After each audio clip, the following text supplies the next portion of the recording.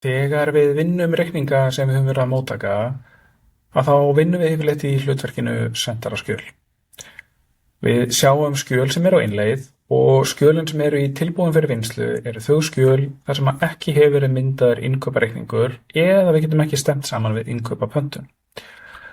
Við smellum á tilbúin fyrir vinnslu. Við sjáum að við erum með reikningar sem hafa verið mótteknir annars vegar 20. maí og svo einn í dag, 30. maí.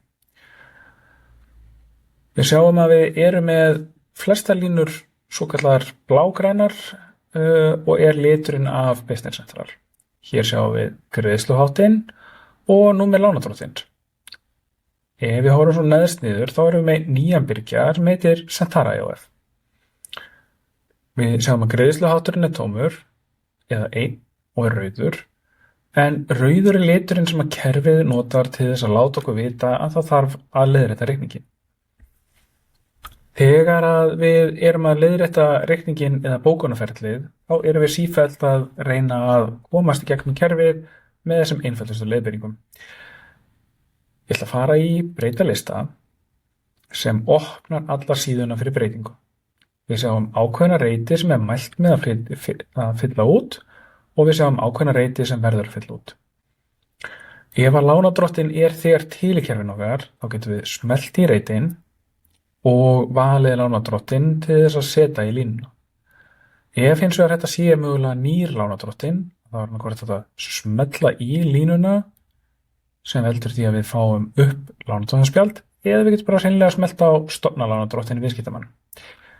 Ef að skjalið á innleið og til dæmis pöntun, þá mun kerfið reyna að stofna viðskiptamann, en þar sem þetta reikningur, þá mun það reyna að stofna lánardrottinn.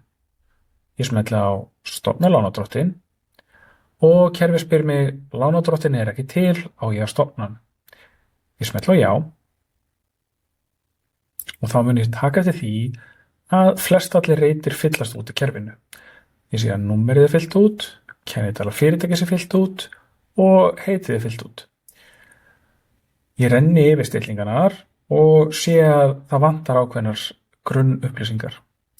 Þar sem ég hef ekki tilgreint stílsnið í þessu fyrirtæki, að þá þarf ég að fylla inn upplýsingarnar, en í öðru myndbandi munum við fara yfir hvernig við setjum inn stílsnið lánardrottins til þess að flýta fyrir stofnun á þessu líka.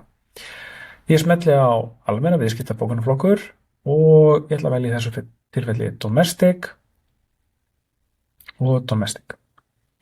Í þínu tilfelli gæti þetta verið önnur gildi þar sem að gildin eru eftir því hvernig það kemur í Business Central. Ég sé að virðisaukaskattsnúmerið hefur fyllst út, reikningsafsláttur kóðið hefur fyllst út og ég get sett hér verð með vaski ef ég vil vinna innkaupaskjölin með vaski.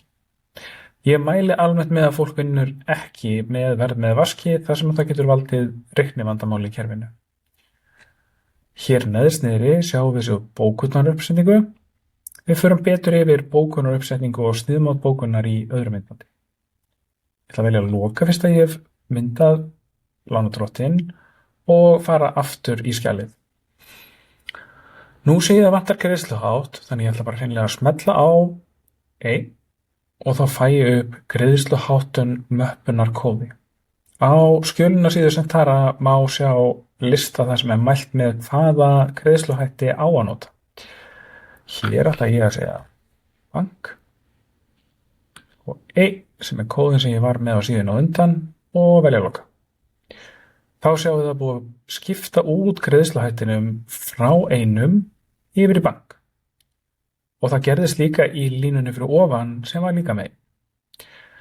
Nú get ég haldið áfram með reikningin og ég sé vörunúmer lánardrottins og lýsingar. Hér sé ég kóði mælieiningar. Ég ætla að smetla á kóðan og ég fæ upp meldinguna sem að mælieiningakódi HUR finnst ekki. Þá get ég valið opna síðu mælieiningar, fundi mælieininguna sem á við inn í mínu kerfi.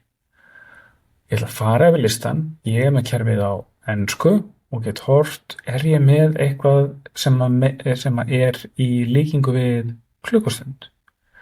Mér sýnist ekki, svo ég ætla að gera minna eigin mælieiningu og gera hér HUR, klukkustund og alþjóðlegu staðarkóði HUR. Innri kóðinn þinn má vera annar heldur en alþjóðlegi staðlakóðinn. Það má finna hlekk í síðuna sem að inniheldur alla staðlakóða á docs.centara.com. Ég loka síðunni með því að ýta á Escape. Nú sé ég að flest allar stillingar eru komnar í kerfið. Í þessu myndbandi ætla ég að stýra bókuninni beint inn á lykil.